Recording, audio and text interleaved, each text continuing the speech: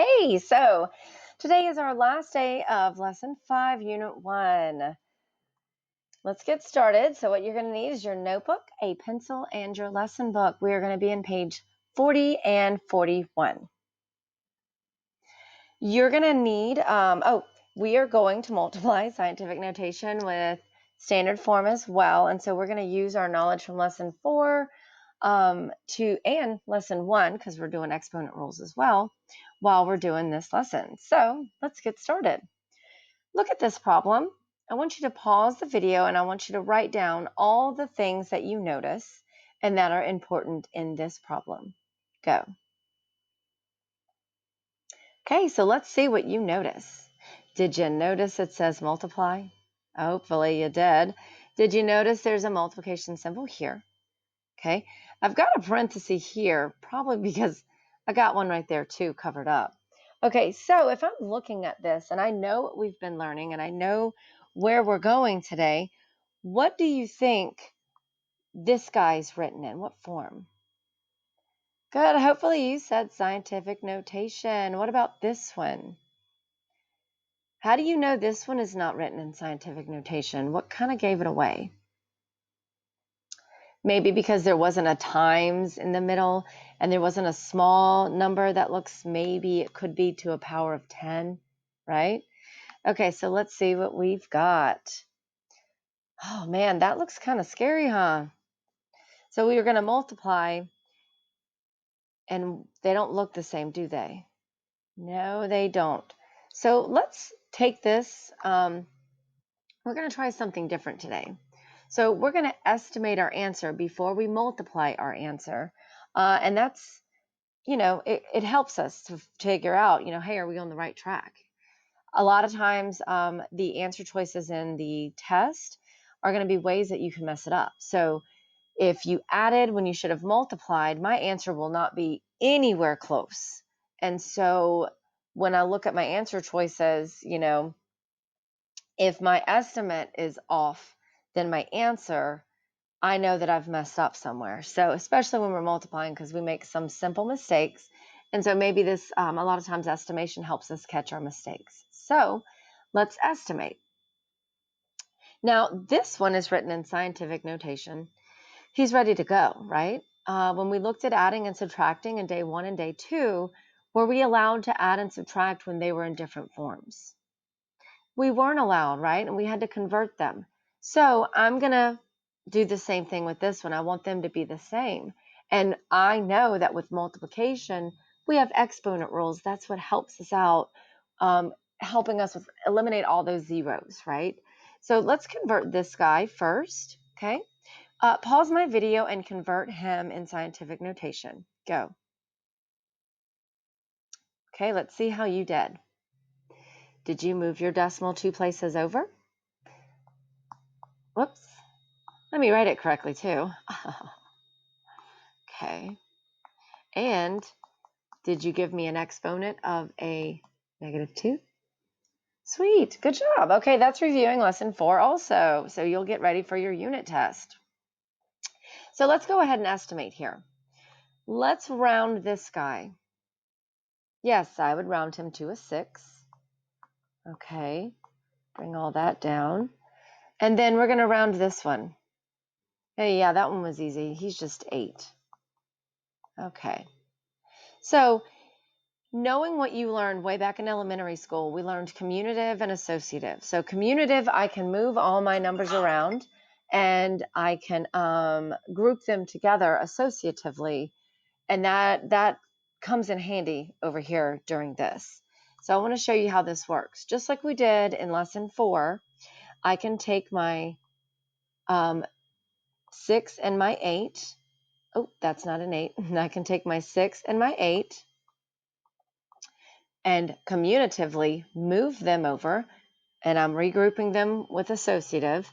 Same thing over here. I'm going to take my 10 to the power of 5 and 10 to the power of -2. Okay? This is why I love some of our properties, because we're allowed to utilize them instead of stretching these numbers out and multiplying. We are saving ourselves a lot of time. So here we go. 8 times 6, that gives me 48. And then my exponent rules, when I multiply, I'm allowed to do what? I'm allowed to add them. But be very careful, because when we add negatives and positives, sometimes they get us, right? So be careful. Always show your work. In terms of money, I have $5. I owe you $2. I have $3. There you go. Okay. Well, wait a minute. Is this written correctly? Is this written in scientific notation 48 times 10 to the third power? No. Okay, do you remember we've been working on this the last couple of lessons, like what happens if our number isn't written correctly? So as long as I'm going, if I'm going towards the left, then I am multiplying, and if I'm going to the right, I'm going dividing wise because I'm going more towards the decimals. Okay, so here we go. We're going here, and because I'm multiplying again, and I'm moving my place value up 10 places. That means I'm moving up 10 places. So 4.8 times 10 to the 4. Let's see if we're close. Okay, so go ahead and take your notebook, turn it sideways, and let's actually multiply these numbers. So pause my video and multiply 578 times 804. Go. 3, 2, 1. Did you pause my video and multiply? Okay, so now I want you to check your, there we go, your work with my work. This is why I like turning my notebook sideways. Look how lined up my numbers are. I didn't have to draw lines and things like that. They're just lined up, right? Okay, so I stopped here because I wanted to go over decimals. Some of you might not remember your decimal rules from 5th, 6th, and 7th grade, so I figured I would go through them with you while you're with me. So I'm going to go ahead and count our decimal places. So we multiplied, and that's 1, 2 places. And here is 1, 2 more places. So when I go back in, we're going to go in 1, 2, 3, 4 places. Well, that's kind of what happened when we did it at the beginning, isn't it? We had 48 times 10 to the third power, right? And so we had to move it again. Okay. So if I move it again, let's see how many places it would be. Let's see. Okay. So we have to go one more place, don't we? We need to go here, right? And let's talk about what our, so we have 4.6, okay, times 10, and we had to go one more place in. Now, understand that you see my red, that doesn't mean I went 4 places and my exponent is automatically 4. Don't think that way, because when we go here, okay, and we had to sit there and do this guy, and we had to subtract, and we had a 3, I'm going one more in, and it's going to change it. And so this is where we are. So, because you could easily go, well, I moved it 4 times in, and my exponent's 4. That's with adding and subtracting. When we multiply, okay, our answer has to do with our exponents, and we have to be very careful with that, okay? So we have 4.6 times 10 to the 4. So let's check 4.8 times 10 to the 4, 4.6. This is how we estimate. We are really close. We did good. So it's about 4, almost 5, right? Okay, good job, guys. So can we do it again? Okay, so real quick, I want you to take these two numbers, and on your notebooks, you're going to pause my video, and in your notebooks, I want you to estimate. So I want you to round, pull them aside with commutative property, and then tell me what my answer should be. Pause my video. Go. Let's see how you did. Okay. So did you round 4 and 2 to 4 and 2? And then we pulled our exponents down, right? So what's 4 times 2? 8. And 2 plus 10 is 12. So I should get somewhere around 8 times 10 to the 12th, huh? Okay. 8 times 10 to the 12th. Let's see how we can do. You ready? 8 times 10 to the 12th. Okay. Go ahead and pause my video and multiply these two numbers. Go. Okay, let's see how you did. Did you get 9.43?